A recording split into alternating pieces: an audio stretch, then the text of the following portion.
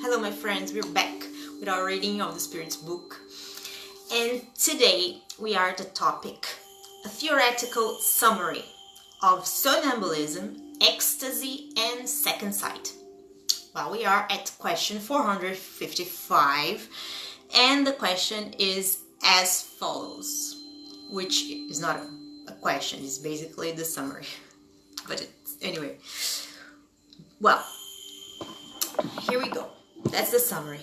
The phenomena of natural somnambulism are produced spontaneously and independently of any known external cause, but among some persons gifted with a special physical organization, they may be induced through the action of the magnetic agent. The state called magnetic somnambulism is no different than natural somnambulism, except that it is artificially produced, whereas the other is spontaneous.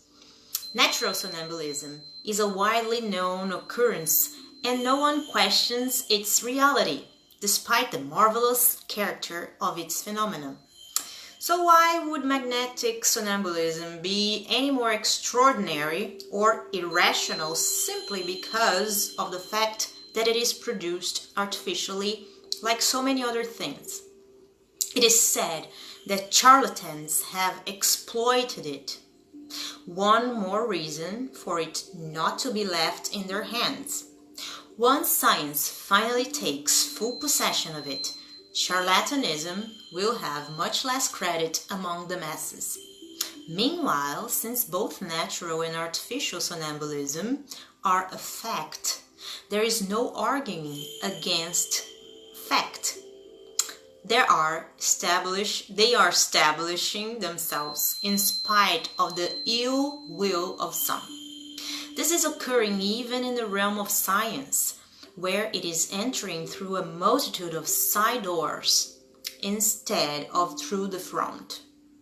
And when it is fully established there, it will be necessary to grant it the right of citizenship. For Spiritism, somnambulism is more than a physiological phenomenon. It is a light projected on psychology. It is during somnambulism that the soul can be studied, because that is when the soul appears uncovered. One of the phenomena that characterize the soul is clairvoyance, independent of the ordinary organs of sight. Those who contest this fact do so on the grounds that somnambulists do not see all times, and that the will of the experimenter as they do with their eyes. Should we be surprised that the means being different, the effects are not the same? Would it be rational to seek identical effects when the instruments differ? The soul has its properties just as the eyes have theirs, and it is necessary to judge them in their own right and not by analogy. The cause of clairvoyance in the magnetic somnambulist and natural somnambulist is identical, an attribute of the soul, a faculty inherent in every part of the incorporeal being existing within us, and having no limits beyond those assigned to the soul itself.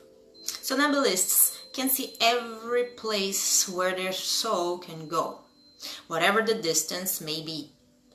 In the case of remote viewing, somnambulists do not see things from the place where their body is, as if they were looking through a telescope. They see them as present, as though they were actually at the place where those things exist, because in reality their soul is actually there. That is why their body seems non-existent and deprived of sensations until the moment in which the soul retakes possession of it. This partial separation of the soul and body is an abnormal state that may last for a short or long time, but not indefinitely. This separation is what causes the fatigue that the body experiences after a certain time, especially when the soul is involved in some active pursuit. Soul sight, or spirit sight, is not circumscribed and has no determined seat, which explains why somnambulists cannot assign one particular organ to it. They see because they see without knowing why or how. As spirits, sight for them does not have a specific site in the body.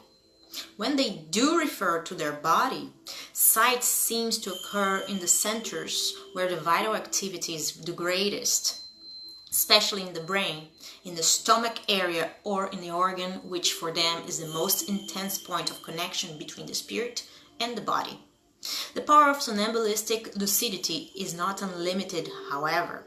Even when completely free, spirits are limited in their faculties and knowledge according to the degree of purification they have reached. Even more so than when attached to and under the influence of matter. This is the reason why somnambulistic clairvoyance is neither universal nor infallible. Its infallibility should be relied on even less the more it is diverted from the purpose proposed by nature in order to be transformed into an object of curiosity and experimentation. When the spirit of the somnambulist finds itself in the state of disengagement, it enters into communication more easily with other incarnate or discarnate spirits. This communication is established through the mutual contact of the fluids comprising their spirit and enabling the transmission of thought like an electric wire. Somnambulists, therefore, do not need thoughts to be articulated through words. Instead, they sense and divine them, rendering them eminently impressionable and accessible to the influences of the mental atmosphere around them. That is also why a large group of spectators, especially of onlookers who are more or less ill-willed, essentially harms the development of their faculties, which close themselves off, so to speak, and do not unfold with full liberty as they would in more intimate or sympathetic surroundings. The presence of ill-willed or antipathetic persons produces an effect on them similar to when a hand touches a sensitive plant.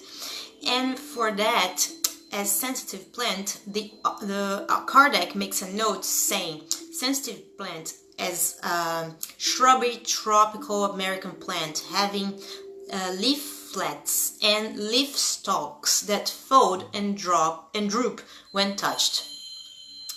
Well, continuing.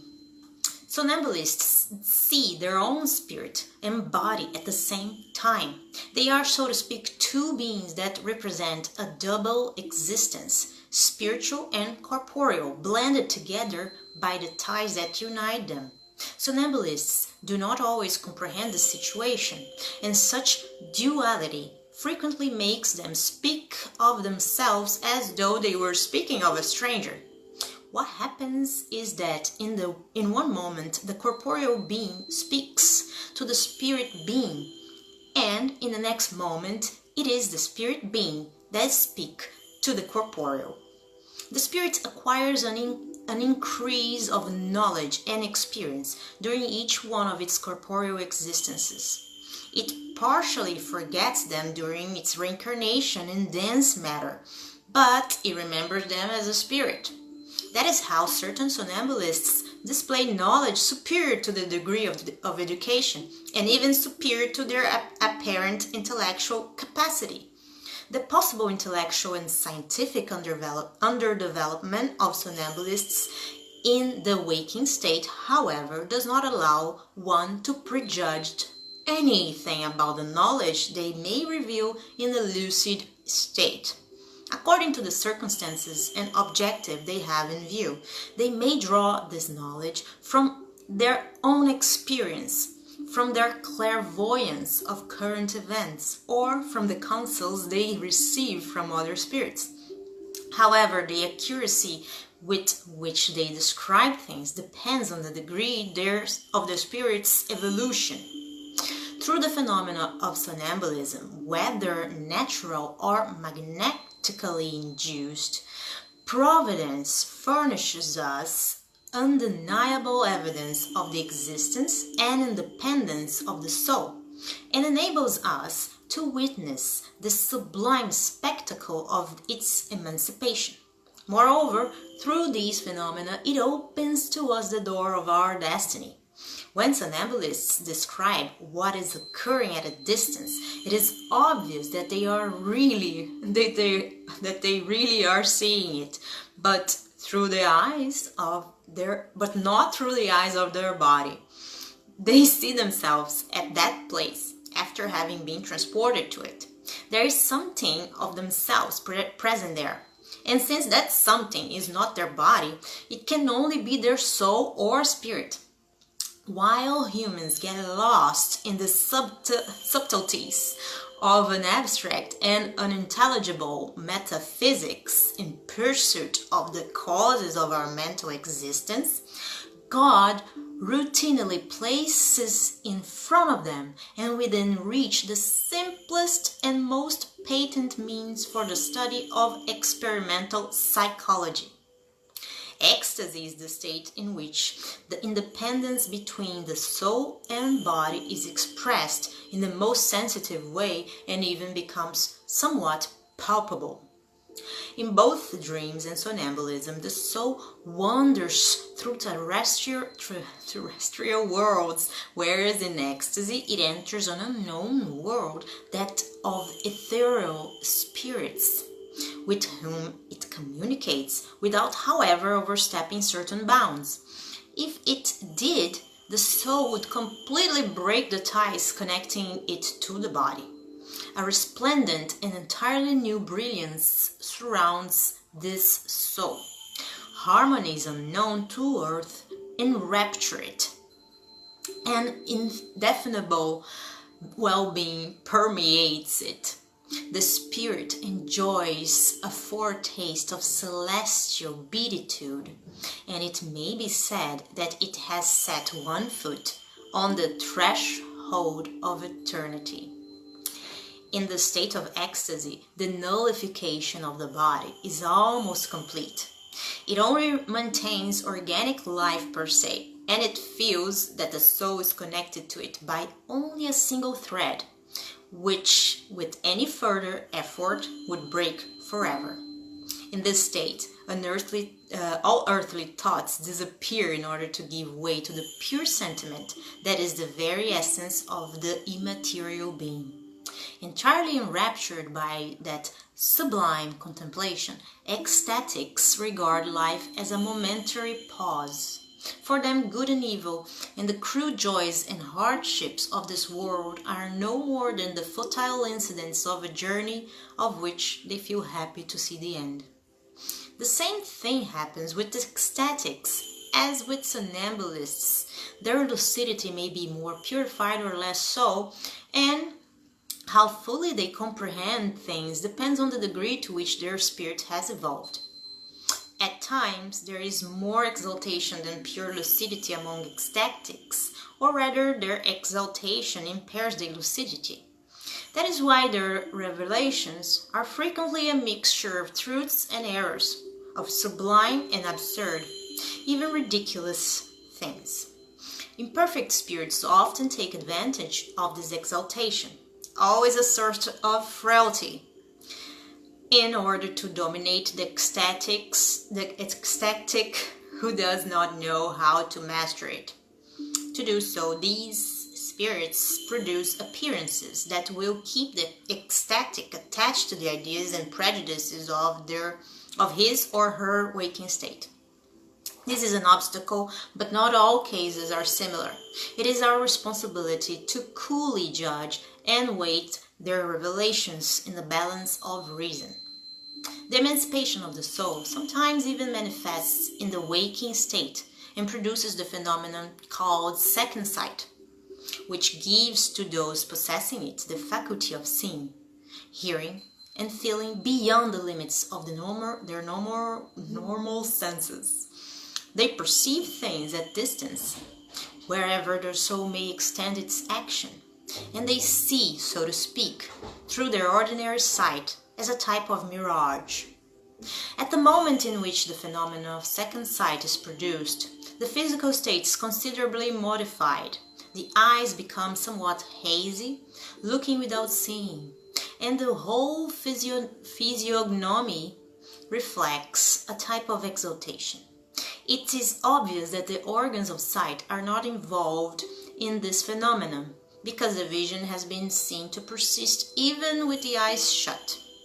This faculty seems as natural as that of normal sight for those who possesses it. They consider it a normal attribute of their being, and it does not seem exceptional to them. Generally, forgetfulness follows this temporary lucidity, the remembrance of which becomes more and more vague, finally disappearing like a dream. The power of second sight ranges from a confused sensation to a clean and distinct perception of things present or absent. In its rudimentary state, it gives to some individuals tact, astuteness, and a kind of sureness in their actions, which may manifest itself as an ability to evaluate on first contact another person's moral standing. When the second sight is more developed, it awakens presentiments, and when developed even further, it shows events that have already happened or that are in the process of happening. Natural and artificial somnambulism, ecstasy and second sight are no more than varieties of modification of effects arising from the same cause. Like dreams, such phenomena belongs to the natural order, and that is why they have existed throughout time. History shows us that they have been known about and even exploited since remotest antiquity, and in them may be found the explanation of an infinite number of events that preconceived ideas have regarded as supernatural. Guys, I hope you are liking this reading as much as I do, and I'll see you next time. God bless you all. Big kiss.